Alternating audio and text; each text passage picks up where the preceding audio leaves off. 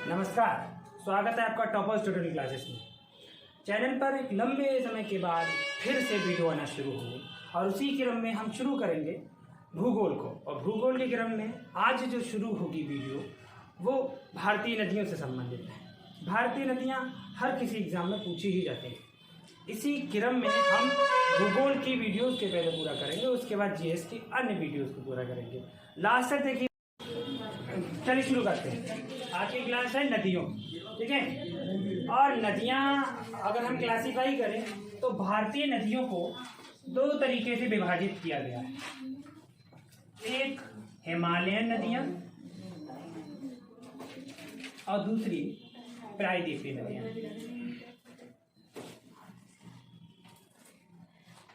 अच्छा, जो भारतीय नदियां हैं, जैसे भारत भौगोलिक विविधताओं का देश है, वैसे ही भारत में बहुत सारी नदियां मिलती हैं।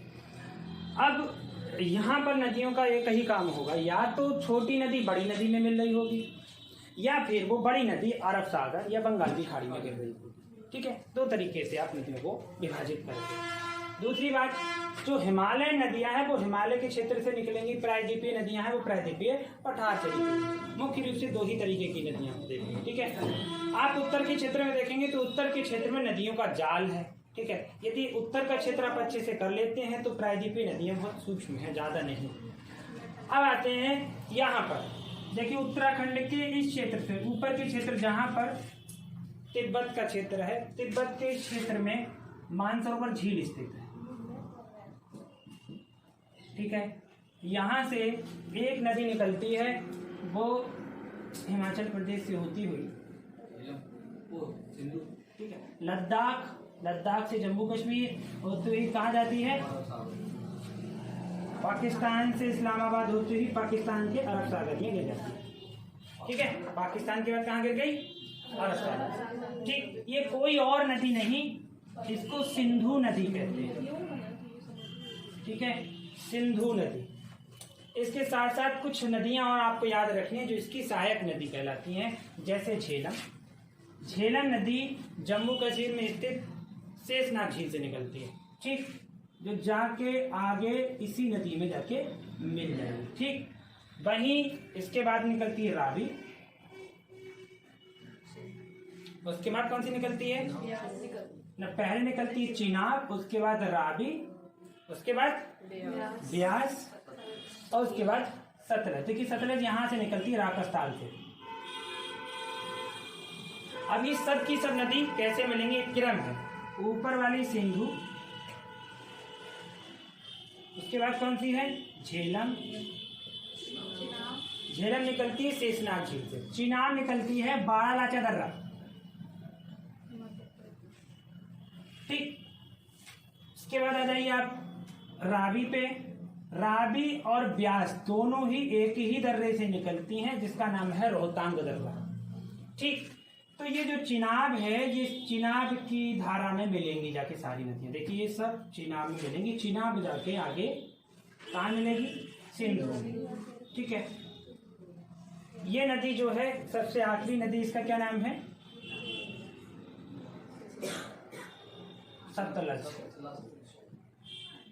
सतलज नदी यहाँ से राकस्ताल से निकलती है मानसरोवर के पास।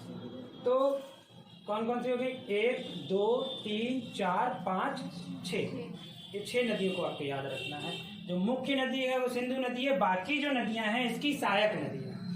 इसके साथ साथ कुछ नदियां जो हैं, अभी जो नदियां आप इधर से देखिए, इसकी दिशा जो है ऐसे चल रही है, अब इधर से जो भी नदियां मिलेगी वो बाएं से मिलेंगी, लेफ्ट हैंड साइड से। अब अगर ऊपर से जो नदियां मिलेंगी उसको दाएं से मिलना कहेंगे। आप नदी की दिशा याद रखिए, नदी इस दिशा में बह रही है, तो जिस दिशा से मिल रही है, तो अगर इस साइड से मिलेगी तो बाएं से मिलने वाली नदियां हैं, और इस साइड से मिलेगी तो दाएं से मिलने वाली नदियां। अब इस साइड से मिली कौन सी नदी? तो इस साइड से मिल रही है सतलज, ब्यास, रावी, चिनाब, झेलम। तो ये सब की सब बाएं से मिलने वाली सहायक नदियां हैं। इसके अलावा यहाँ से इसमें श्योक नदी मिल जाती है, यहाँ काबुल मिलती है। जो नदियां आपको अब महत्वपूर्ण ज्यादा याद नहीं रखना है, लेकिन हाँ ये दाएं से मिलने वाली नदियां। श्योक है, यहाँ काबुल मिलती है, कुर्रम मिलती है, बहुत सारी नदियां हैं। भारत से काबुल नहीं निकलती, ये ऊपर जो है श्योक नदी जो है वो ऊपर लद्दाख में बहती है। ठीक, काबुल तो अफगानिस्तान से आती है। काबुल अफगानिस्तान से आती है, ये श्योक है। श्योक आती है लद्दाख। हाँ, अब देखिए यहाँ से इसके जस्ट विपरीत दिशा में एक नदी निकलती है। ठीक, यहाँ से निकली, इस नदी का नाम है सांगपो, और ये तिब्बत का क्षेत्र है चाइना का, और चाइना के क्षेत्र से ये प्रवेश करती है अरुणाचल प्रदेश में। ठीक, इस नदी का नाम है दिहांग। जब ये इस क्षेत्र में होती है तो इस नदी का नाम होता है सांगपो। ठीक, और जब ये अरुणाचल प्रदेश में प्रवेश करती है तो इसका नाम दिहांग हो जाता है। दो नदियां इधर से दाएं से इसमें प्रवेश करती हैं, दिबांग और लोहित। दिबांग और लोहित। ठीक, ये नदी जब आती है असम में तो इसका नाम ब्रह्मपुत्र हो जाता है। ठीक है, सांगपो आई, दिहांग बनी, दिहांग के बाद ब्रह्मपुत्र बन गई। असम में ये आके, असम से आते ही पश्चिम बंगाल से ये बंगाल की खाड़ी में गिर जाती है। पश्चिम बंगाल में इसका नाम बदल जाता है और हो जाता है पद्मा, यानी जमुना होता है। ठीक है, गंगा का नाम पद्मा होता है, इसका नाम हो जाता है जमुना। ठीक है, तो फिर समझिए कहाँ से निकली, मानसरोवर से। मानसरोवर से इसका नाम क्या है, सांगपो, और ये जब अरुणाचल प्रदेश में प्रवेश करती है तो इसका नाम दिहांग हो जाता है। दो नदियां मिल जाती हैं, दिबांग और लोहित। असम में पहुंची तो इसका नाम ब्रह्मपुत्र हो जाता है। ब्रह्मपुत्र नदी जब बांग्लादेश में प्रवेश करती है तो क्या नाम आ जाता है इसका, जमुना। और ये फिर कहाँ गिर रही है, बंगाल की खाड़ी में। इससे अलावा एक और पॉइंट समझिए, ये जब असम में आती है तो एक द्वीप का निर्माण करती है। अब द्वीप समझिए, द्वीप क्या होता है। ठीक, तो जब नदी एक भूभाग को, बहुत बड़े भूभाग को छोड़ देती है और चारों तरफ बहती है, जो बीच का भूभाग होता है वो द्वीप कहलाता है। ठीक, और ये जब ब्रह्मपुत्र नदी असम में पहुंचती है तो सबसे ज्यादा चौड़ी हो जाती है। ठीक, और एक द्वीप का निर्माण करती है जिसका नाम माजुली द्वीप है। हाँ, विश्व का सबसे बड़ा है। देखिए ये ब्रह्मपुत्र नदी है। ब्रह्मपुत्र नदी कहाँ पहुंची, असम में। असम में सबसे चौड़ी नदी बन जाती है और ये सबसे चौड़ा द्वीप कहलाती है। ये भारत का ही नहीं, विश्व का सबसे चौड़ा द्वीप है जिसका नाम माजुली द्वीप है। ठीक है, अब आपसे प्रश्न पूछा जाए कि भारत की सबसे चौड़ी नदी कौन सी है, तो ब्रह्मपुत्र। ठीक है, अब इससे अलावा यहाँ पे ये हो गई ब्रह्मपुत्र खत्म, इधर हो गई सिंधु खत्म। सिंधु से एक प्रश्न और पूछा जाता है, वो है सिंधु जल समझौता। 1960 में भारत और पाकिस्तान के मध्य एक समझौता किया गया था जो नदी के जल से संबंधित था। ठीक है, इसको कहते हैं सिंधु जल समझौता।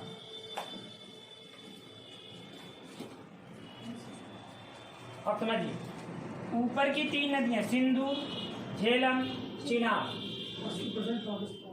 सिंधु, झेलम और चिनाब, ये ऊपर की तीन नदियां, इनका 80% पानी पाकिस्तान में जाएगा और 20% पानी भारत में आएगा। ठीक, इसके बाद नीचे की तीन नदियां पे आ जाइए, रावी, ब्यास, सतलज। इसका 80% पानी इंडिया में जाएगा और 20% पानी पाकिस्तान में जाएगा। यही सिंधु जल समझौता कहलाता है। ठीक है, तो कुछ नहीं करना है, ऊपर की तीन नदियों का पानी 80% पाकिस्तान में भेज दीजिए, 20% भारत में रोक लीजिए। ठीक, और नीचे की तीन नदियों का 80% पानी इंडिया में ले आइए और 20% पानी पाकिस्तान में भेज दीजिए। इसी वजह से ये क्रम याद करना बहुत जरूरी है कि कौन नदी किस क्रम में है। आपको ऐसे ही याद हो जाएगा सिंधु जल समझौता यदि आपको ये क्रम याद है। ठीक, दो नदियां क्लियर हुई सभी को। अब देखो, यहाँ से एक नदी निकलती है अलकनंदा, यहाँ से एक नदी निकलती है भागीरथी, इधर से निकलती है अलकनंदा, और ये गंगोत्री में आके मिलती हैं और यहाँ आके एक नदी का निर्माण करती हैं जिसका नाम होता है गंगा। ठीक है, तो गंगा नदी का निर्माण किन दो नदियों के मिलने से होता है, अलकनंदा और भागीरथी। ठीक है, तो ये गंगोत्री है, गंगोत्री से नदी निकल रही है। गंगोत्री उत्तराखंड देवप्रयाग में स्थित है। ठीक। अब यहाँ से एक नदी आती है और उत्तर प्रदेश में प्रवेश करेगी। तो उत्तर प्रदेश में सबसे पहला जिला जहाँ से गंगा नदी प्रवेश करती है वो बिजनौर है। ठीक है, बिजनौर से आती हुई इस क्षेत्र से आती है, गढ़मुक्तेश्वर से तो होती हुई यहाँ हस्तिनापुर से होती, कहाँ गुन्नौर में पहुंचेगी, गुन्नौर से आई कचला, कचला से इस तरीके से घूम जाती है गंगा, है ना। फर्रुखाबाद होती हुई रामगंगा इसकी सहायक नदी है। रामगंगा गंगा की सहायक नदी है जो गंगा में बाएं से मिलती है। अभी मैं क्लियर करूंगा कहाँ से रामगंगा निकल रही है। ठीक, तो यहाँ से होती हुई फर्रुखाबाद से होती हुई कहाँ, प्रतापगढ़ से होती हुई कहाँ पहुंचेंगे,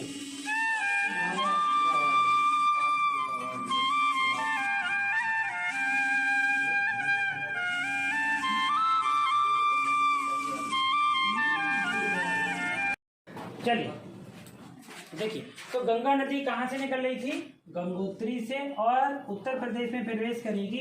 सबसे पहला जिला जिसका नाम है बिजनौर, और बिजनौर से इधर से निकलेगी, इस क्षेत्र से होती हुई कहाँ जाएगी, कचला से होती हुई कहाँ जाएगी, सीधे जाके कानपुर देहात से जाएगी तो वहां जाएगी इलाहाबाद, इलाहाबाद से होती हुई बिहार से पार करके सीधे जाएगी पश्चिम बंगाल से होती हुई बांग्लादेश। देखिए भाई ग्राम हम करेंगे। हाँ देखिए, यहाँ से निकलेंगे आप उत्तर प्रदेश, उत्तर प्रदेश से बिहार, बिहार से भागलपुर होती हुई नदी जाती है, और पश्चिम बंगाल, पश्चिम बंगाल से होती हुई बांग्लादेश में पहुंच जाती है। बांग्लादेश में गंगा का नाम हो जाता है पद्मा। ठीक, तो आपसे प्रश्न पूछा जा सकता है कि गंगा का बांग्लादेश में नाम क्या होता है, तो क्या होता है, पद्मा। अब इन दोनों की संयुक्त जलधारा जब बांग्लादेश से निकलती है तो उसका नाम होता है मेघना। ठीक है, तो आपके 3 प्रश्न बन गए कि ब्रह्मपुत्र नदी को बांग्लादेश में क्या कहते हैं, जमुना, गंगा नदी को बांग्लादेश में क्या कहते हैं, पद्मा, और इन दोनों की संयुक्त जलधारा क्या कहलाती है, मेघना। अब ये जब दोनों की संयुक्त जलधारा बंगाल की खाड़ी में गिरती है तो एक किनारे पे एक डेल्टा का निर्माण करती है। डेल्टा समझिए क्या होता है, जब नदियां मिट्टी को बहाकर लाती हैं तो किनारे पर, उनके मुहाने पर कुछ मिट्टी को इकट्ठा कर देती हैं जो बहुत उपजाऊ होती है। ठीक, और वो मिट्टी त्रिभुजाकार आकृति डेल्टा कहलाती है, और यहाँ पर ये दोनों नदियों के द्वारा एक डेल्टा बनाया जाता है। उस डेल्टा का नाम है सुंदरबन डेल्टा। ये सुंदरबन डेल्टा भारत का ही नहीं विश्व का सबसे बड़ा डेल्टा है।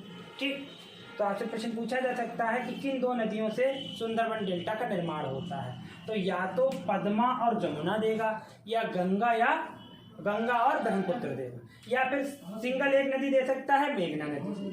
ठीक है, तो ये जो नदी है सुंदरबन डेल्टा का निर्माण कर रही है। सुंदरबन डेल्टा को सुंदरबन डेल्टा इसलिए कहते हैं क्योंकि यहाँ पे सुंदरी नामक पौधा मिलता है। ठीक, तो उसी नाम से इसका नाम सुंदरबन डेल्टा पड़ा। क्लियर।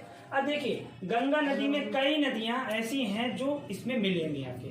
देखो यहाँ से देवप्रयाग में ही यमुनोत्री, देखो गंगोत्री से ऊपर है यमुनोत्री, तो यमुनोत्री से एक नदी निकलती है जिसका नाम क्या है, यमुना।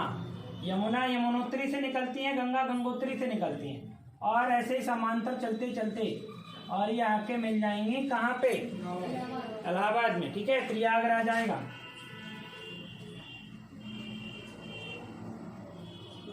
ठीक है, तो यहाँ पे 3 नदियों का संगम दिखता है। एक नदी विलुप्त हो चुकी है, सरस्वती, तो इसको त्रिवेणी कहते हैं, गंगा यमुना सरस्वती। तो तीसरी नदी की जलधारा नहीं दिखेगी आपको, 2 नदियां आपको दिखेंगी अगर वहां देखेंगे। हाँ, अलग अलग दिखता है क्योंकि ये जो धारा है ये पानी अभी इस जी जाएगी प्रदूषित होकर, यमुना नदी ज्यादा प्रदूषित है, गंगा नदी यहाँ जाके ज्यादा प्रदूषित हो जाएगी। कानपुर से जब बाहर निकलेगी तो देखो इसका नाम क्या है, यमुना। ठीक है, तो कौन सी नदी गंगा के साथ पैरेलल चलती है, समांतर चलती है, तो यमुना नदी। ठीक, अब इसमें कुछ सहायक नदी हैं जो इसमें मिलेंगी, एक चंबल, बेतवा और केन। ठीक है, तो BCS 3 में एक क्वेश्चन पूछा गया था कि यमुना की सहायक नदियों को पश्चिम से पूरब की ओर श्रृंखला में लगाइए। तो पश्चिम से पूरब की ओर चंबल, बेतवा, केन हो गए। पूरब से पश्चिम की ओर लगाने की बात करें तो केन, बेतवा, चंबल हो गए। ठीक है, अब ये है कौन, यमुना। यमुना नदी गंगा की सहायक नदी है। ठीक, और अगर आपसे पूछा जाए कि गंगा की सबसे बड़ी सहायक नदी कौन है, तो वो यमुना ही है, गंगा की सबसे बड़ी सहायक नदी।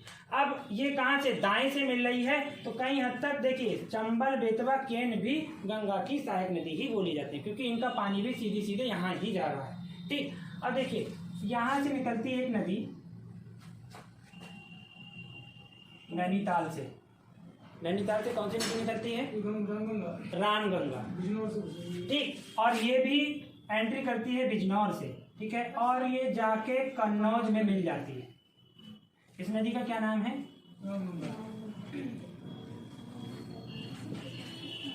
ठीक है। तो आपसे पूछा जाएगा कि बाएं से मिलने वाली नदी कौन सी, तो रामगंगा। यूपी टेट वाले के लिए ये थोड़ा ज़्यादा डिटेल में है, बाकी आपको ये याद रखना है कहाँ से कौन नदी निकल रही है, ये मुख्य पूछा जाता है यूपी टेट में। ठीक, कौन बड़ी कौन छोटी, कौन दक्षिण भारत की गंगा, कौन बूढ़ी गंगा, किसकी कौन सहायक नदियां हैं, याद रखिए। सुपर टेट में पूछेगा तो डिटेल में पूछ सकता है।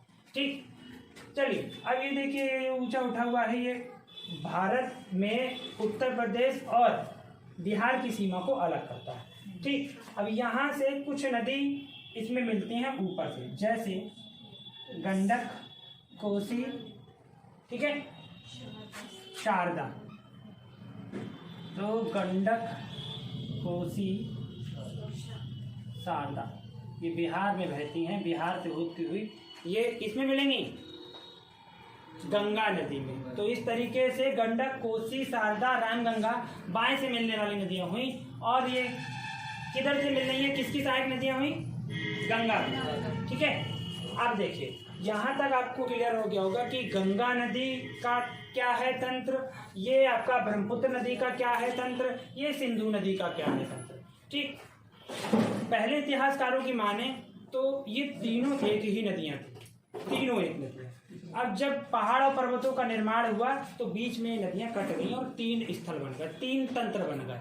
गंगा तंत्र अलग हो गया, सिंधु तंत्र अलग हो गया, ब्रह्मपुत्र तंत्र अलग हो गया। ठीक, ये नदियों का उत्तर भारत में तंत्र मिलता है, इसी वजह से उत्तर भारत में एक मैदान बनता है, और ये कृषि के क्षेत्र में सबसे ज्यादा बहुमूल्य भूमि है इस तरफ की, है ना। चाहे आप पंजाब ले लो, चाहे उत्तर प्रदेश ले लो। उत्तर प्रदेश अग्रणी राज्य किसमें है, गेहूं के उत्पादन में, गन्ना के उत्पादन में। ऐसे ही पंजाब भी दूसरा स्थान रखता है, क्यों, क्योंकि ये कृषि प्रधान है। ठीक, अब आ जाइए,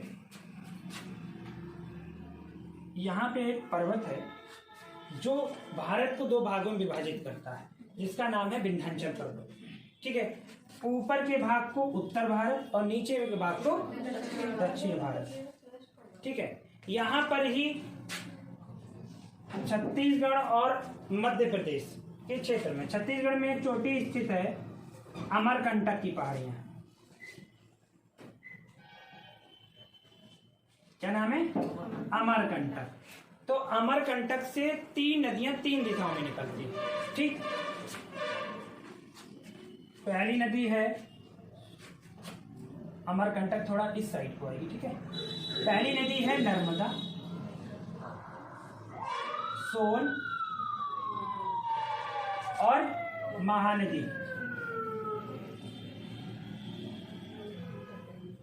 ठीक, तो तीन नदियां तीन दिशा में निकल रही थी, एक नर्मदा, एक सोन और एक महानदी। देखिए महानदी अलग ही है, सोन नदी गंगा में मिल गई तो गंगा की सहायक नदी हो गई, है ना। सोनपुर बिहार सुना है मेला, तो सोनपुर बिहार मेला जो है वो सोन नदी के किनारे है, इस वजह से उसको सोनपुर मेला कहते हैं, सोनपुर के। तो ये तो बाहर आके मिलेगी ना, मध्य प्रदेश छत्तीसगढ़ नहीं, उत्तर वो बिहार में सीमा पे जी, मध्य प्रदेश छत्तीसगढ़ की सीमा पे लगेगी ना ये क्या, सोन नदी इधर सीमा कहाँ आएगी, ये यहाँ मिलेगी तो गंगा नदी में मिलेगी ना, यहाँ मध्य प्रदेश और छत्तीसगढ़ की सीमा क्यों। ठीक, अब यहाँ पे इस पे एक और नदी मिल जाती है, इसका नाम हुगली नदी है, जो कोलकाता जिस नदी के किनारे स्थित है, हुगली नदी। ठीक, तो चलिए आपको अभी एक नदी, तीन नदियां एक साथ याद हो गई। अमरकंटक से तीन नदियां निकल रही थी, एक सोन, एक नर्मदा, एक महानदी। ये भी एक पहाड़ी स्थित है, महानदी की शिवा की पहाड़ी है, वहां से निकलती है नदी। ठीक है, अब यहाँ पे भी सतपुड़ा है, सही कह रहे हैं। ठीक है, क्योंकि नर्मदा और ताप्ती के बीच में सतपुड़ा की श्रेणी स्थित है, ये प्रश्न पूछा गया है। ठीक है, तो नर्मदा ताप्ती के बीच में कौन सी श्रेणी है? सतपुड़ा। ठीक है, और ताप्ती निकलती है मुल्ताई से। ठीक है, इसका उद्गम स्थल याद रखिए मुल्ताई। इन सबका तो आपको याद हो गया होगा, ये अमरकंटक से निकल रही है। ठीक है, अब यहाँ देखो, इसको भी क्लियर करते हैं। अरावली कहाँ पर है? अरावली राजस्थान में स्थित है। अरावली पर्वत विश्व के प्राचीनतम पर्वत में से एक है। ठीक है, इसके सबसे ऊंचे शिखर का नाम गुरु शिखर है। ठीक, यहाँ से एक नदी निकलती है जिसका नाम है लूनी नदी। ये एकमात्र ऐसी नदी है जो न कहीं अरब सागर में गिरेगी न बंगाल। ठीक है, तो ये यहाँ से खूनी पहाड़, इसका उद्गम स्थल है खूनी पहाड़। ठीक है, तो यहाँ से निकलेगी और कहाँ जाएगी? ये कच्छ के रण में। ये जो है कच्छ का रण है।